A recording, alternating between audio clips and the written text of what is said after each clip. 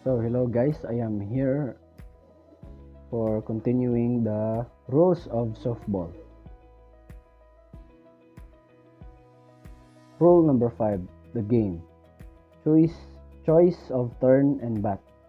The choice of the first and the last bat in the inning shall be decided by a toss of a coin unless otherwise stated in the rules of the organization under which the scheduled games is being played.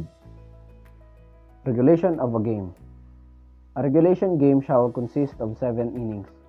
A full 7 innings need not be played if the team second at the bat scores more run in 6 innings or before the third out in the last of the 7th inning.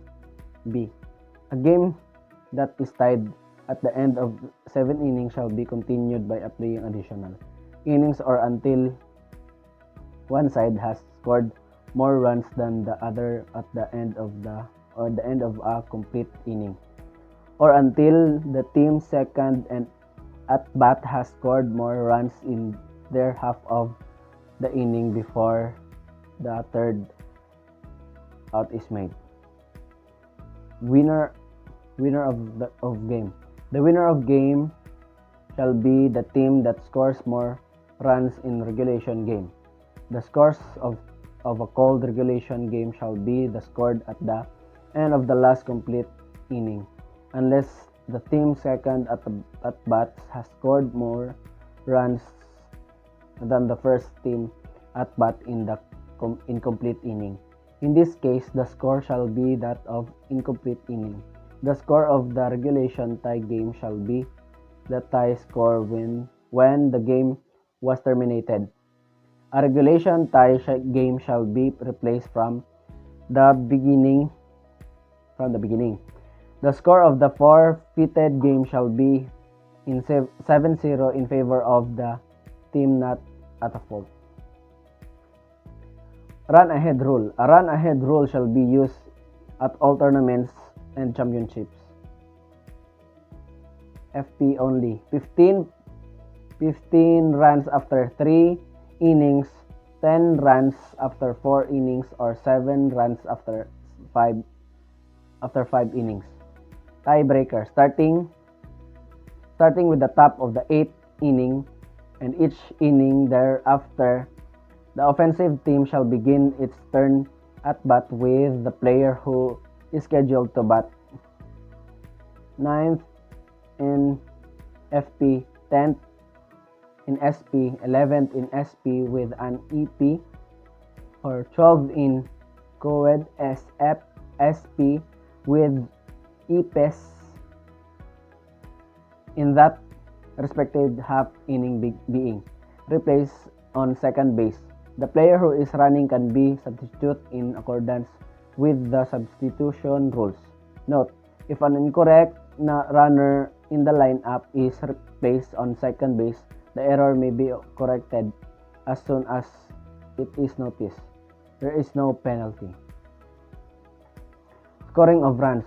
1 run shall be scored each time a runner legally touches first, second, third bases and home plate before the third out of the inning. Exception: when the tiebreaker is used, the runner starting at second base does not have to touch first base in order for a legal run to be scored. B. A run shall not be scored if the third and or the last out of the inning is a result of the batter runner being put out before legally touches first base.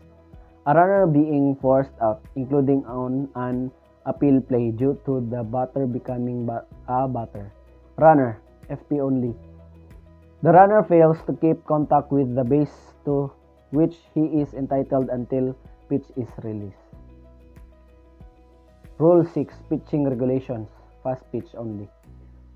Starting the pitch. The pitch starts when the one hand is taken off the ball or the pitcher makes any motion that is part of his wind-up. Legal delivery. The pitcher must not make any motion to pitch without immediately delivering the ball to the batter. The pitcher must not use a pitching motion in which, after having the ball in both hands in the pitching position, he removes one hand from the ball, takes a background and forward swing, and returns the ball to both hands in front of the body. Defensive positioning. The pitcher shall not deliver a pitch unless all defensive players, except the catcher who must be in the catcher's box, are positioned in fair territory. A fielder shall not take a position in the batter's line of vision or with deliberate unsportsmanlike intent, and act in a manner to distract of the batter. Note: a pitch does not have to be released. The offending player shall be ejected from the game.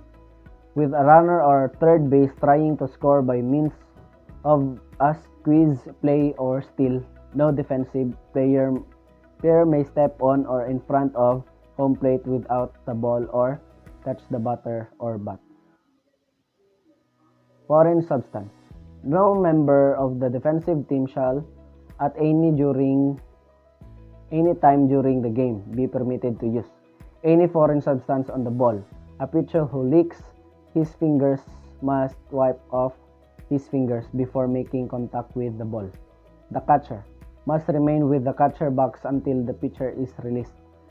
Shall return the ball directly to the pitcher after each piece, including after a foul ball. Note: an additional ball shall be awarded to the batter. Throwing to a base. The pitcher, after he has taken the pitching position, shall not throw the base during a live ball, while his foot is in contact with the pitcher plate. If the throw from the pitcher's plate occurs during a live ball, play and appeal is cancelled. Intentional base on balls. If defensive team desires to have an intentional base on balls awarded to a batter, either pitcher, catcher, or coach may do so by notifying the plate umpire, who shall award the batter first base. Warm-up pitches. At the beginning of the first inning for both teams, or when a pitcher relieves another, not more than 1 minute may be used to deliver not more than 5 pitches to catcher to or another team member. No pitch shall be declared when the pitcher pitches during the suspension of play. The pitcher attempts a quickly return of the ball. Drop ball. If drop ball slips from the pitcher's hand during his delivery, a ball is declared on the batter and the ball will remain in play, and the runners may advance at their own risk. Illegal pitcher. A pitcher who has been declared an illegal pitcher as a result of a team exceeding the charged defensive conference limit or pitching with excessive speed may not return to the pitching position at any time for the remainder of the game. Rule number 7. Batting. The on-deck batter. The on-deck batter at the start of the inning is the lead of batter, who must remain on his on-deck circle until called to the batter's box. Once an inning has started, is the offensive player who in the batting line is the next player to enter the batter's box. Make take a position within either on deck circle so he is behind the batter and not on the batter's open side. Batting order. The batting order of each team must be on the score sheet. Lineup card must be delivered before the game by the manager or captain to the official scorer and the plate umpire. He shall submit it to the inspection of the manager or captain of the opposing team. Batting position. The batter must take his position in the batter's box within 10 seconds after the umpire has declared play ball. A strike is called by the umpire. FP only. When any part of legally pitches ball enters the strike zone before touching the ground and at which the batter does not swing, SP only. For each legal pitches ball entering the strike zone before touching the ground and at which the batter does not swing, exception. It is not a strike if the pitch ball touches home plate and is not swing at. Ball is called by the umpire, FP only. For each legally pitches the ball that does not enter the strike zone or touches the ground before reaching home plate and it's not swung at the touches home plate and at which the batter does not swing, the batter is out. When the third strike is swung at the miss and the ball touches any part of the batter's person. The swung at the pitch ball hits the batter while the pitch is in the strike zone. When a batter enters the batter's box with or is discovered using an altered bat. Note, the batter is also ejected from the game. When the batter enters the batter's box with or discovering using an illegal bat. Note, section 6B C, the bat is removed from the game. Rule number 8, batter and runner. The batter becomes a batter runner when he legally hits a fair or foul ball. When the catcher fails to catch the third strike before the ball touches the ground and there are less than 2 outs and first base is unoccupied or there are 2 outs, this is known as third strike rule. Batter's runner is out. When catcher drops the third strike and the batter runner is legally touched with the ball while off base or thrown out prior to reaching first base. B.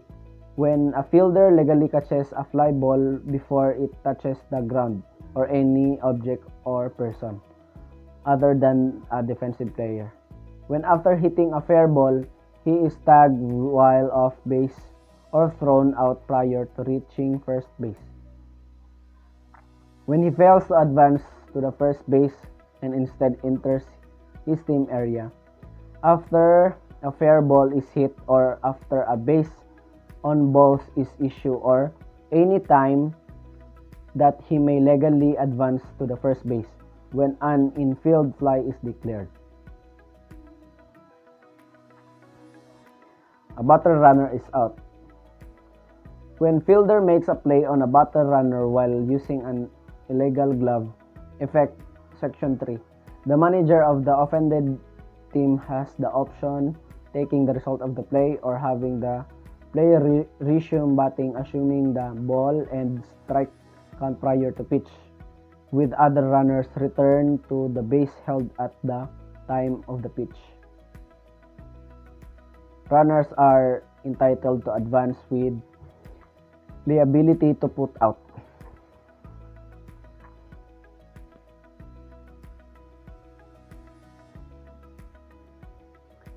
FP only when the ball leaves the pitcher's hand on his delivery. SP only when a pitch ball is bat.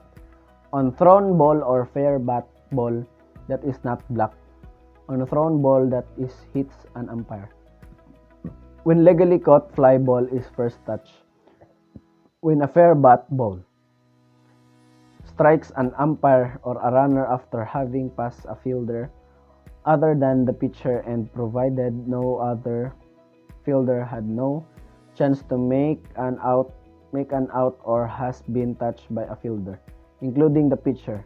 When a live ball becomes lodged in a defensive player uniform or equipment. Effect section 5AG. The ball is in play. A runner. A runner forfeits his exception from liability to be put out. If any time he fails to touch a base, he is entitled to before attempting to make the next base. Exception: if runner is obstructed at a base, preventing a runner from touching that base, the runners are entitled to advance without liability to put out. When forced to vacate a base because a batter was awarded a base on balls, effect section 7A, runner must return to his base. A runner must return to his base but need not touch the intervening bases when the battle is ball declared foul, when the umpire declares the ball to have been legally bat, when a batter runner is called out for interference. The runner is out when, while running to any base in regular or reverse order, he runs more than 0.9 meters 3 feet from the base path to avoid being touched by the ball in the hands of the fielder. When while the ball is in play and he is not contact with the base, he is legally touched with a ball in the hands of a fielder. When on force play a fielder, the runner is not out when he runs behind or in front of the fielder and outside base path in order to avoid interfering with the fielder attempting to field the bat ball in the base path. When he does not run in direct line to the base, provided the fielder in the direct lines not have the ball in his position. When more than one fielder attempts to field on a bat ball and runner comes in contact with one who in the umpire judgment was not entitled to field the ball. So that's for rule of the softball in 5 to 8.